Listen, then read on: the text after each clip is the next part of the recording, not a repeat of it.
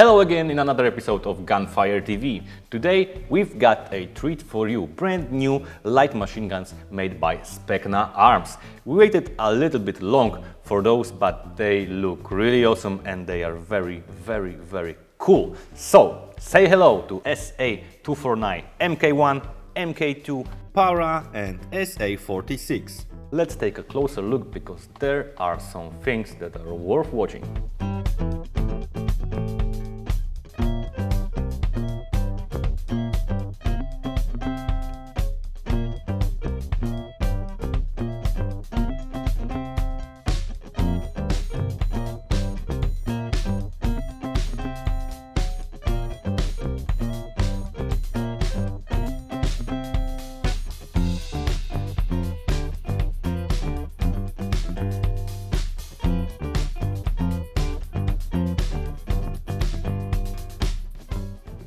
Alright, first let me tell you what all those replicas have in common. Firstly, they all use the same kind of box magazine, which holds 2,500 BBs. It is electric one, so you don't need to worry about winding it yourself. Now, they are very light because their lower and upper receiver are made of polymer. They all use metal barrels which have different style, but all of them can be removed from the replica just by one move of the lever.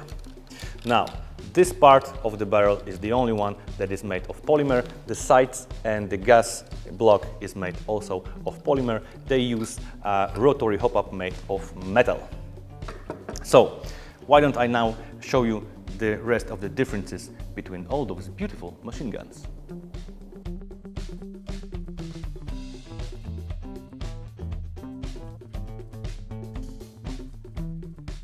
If you're a fan of Black Hawk Down, that's the model for you. MK1. It uses metal-made stock with a armrest. Now we do not have any wrist rail on a top cover. We'll get back to the gearbox in a moment. Now, the barrel, as all the barrels in other models, is made of metal, but every single one of them has a different design.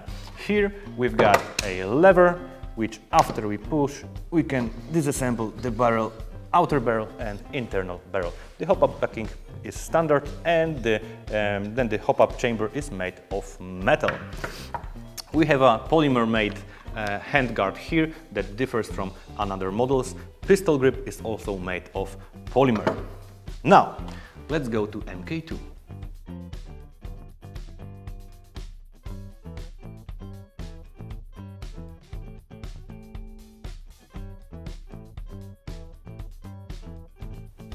And here's MK2. We've got here stock that it's made of polymer. There's a lot of room for the battery inside. We also have the armrest here. Same kind of top cover as in MK1, but the carrying handle can be adjusted as for the angle of it. It's got its own retention spring. Now, here we've got the barrel cover. As you can see, the barrel is a bit different than in MK1. It works with those springs, so if you want it, you can put it on. If you don't need it, you can disassemble it very fast. We've got also a different style of a handguard here. The rest is the same.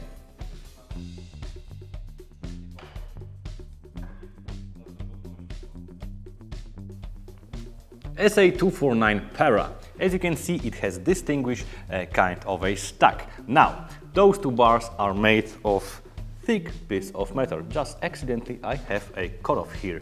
The plate is made of polymer. Also we've got here armrest. This rotary element is made of polymer. Now you can just rotate it and push it forward, and now it's totally shortest version of 249 on the market. Short barrel. As for the handguard and top cover, they are identical as in MK2, and here we've got some wrist rail for optics. Time for SA46. For the coolest as for the looks, SA46. Now, The stock is made of polymer. It's adjustable. Now the stock tube is made of metal.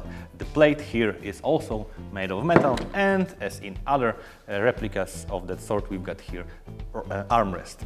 Wrist rail on the top, wrist rail on the top of the barrel, and a lot of wrists all around here for your pleasure.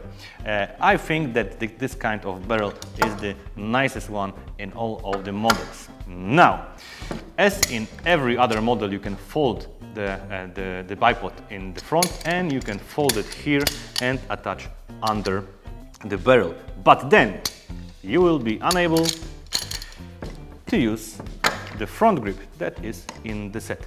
Do not feel troubled, because you can always mount it on the side, as sometimes even real special forces do. Alright, let me now show you how to operate with the replica.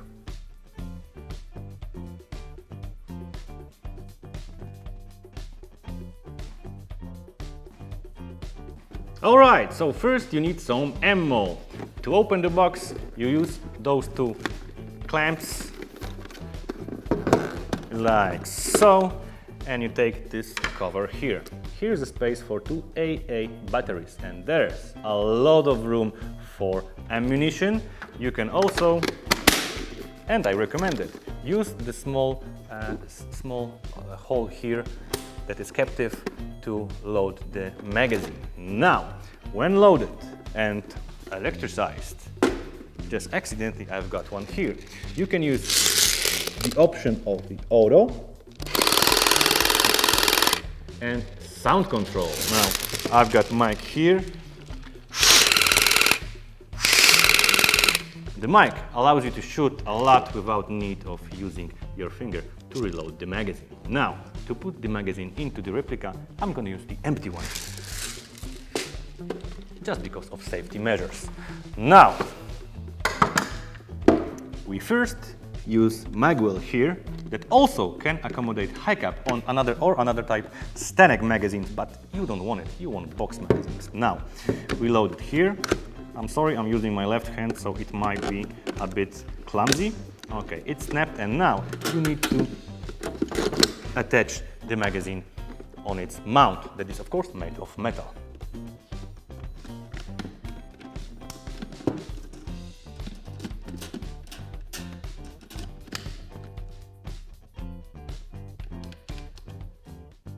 Now, the replica needs a battery to operate. To do it, you simply open it here and put a battery in this place. Now, I know there's not a lot of room, but there's a lot of lipos that can fit in the replica, except MK2 that I already told you that accommodates batteries in the stock. Before we do the chrono test, let me show you what pushes the BBs out of this little monster. Now, I'll open the top cover, and now you can see a big chunk, a lot of metal. That's the gearbox. It can really withstand thousands of shots. If around 400 FPS it's not enough or too much, you're lucky, because we got here quick spring change. What we do, we just unscrew this knot, push out the pin, the stock goes like so, and here we've got access to the spring guide. Now, what you need to do is to press the spring guide, pull this lever, and the spring gets out, like so. Just do it reversed with another spring. That's so easy. For chrono test, we will use 0.2 Specna Arms Edge BBs and 11.1 Specna Arms LiPo battery.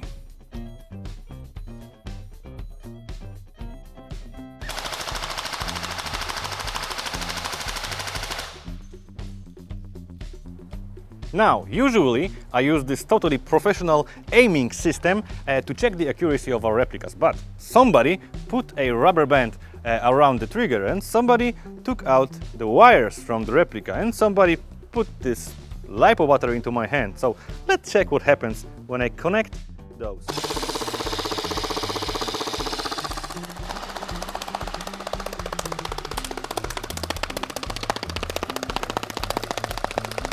is not so bad. But SAW is not supposed to be accurate. SAW is supposed to put thousands of rounds into your enemies.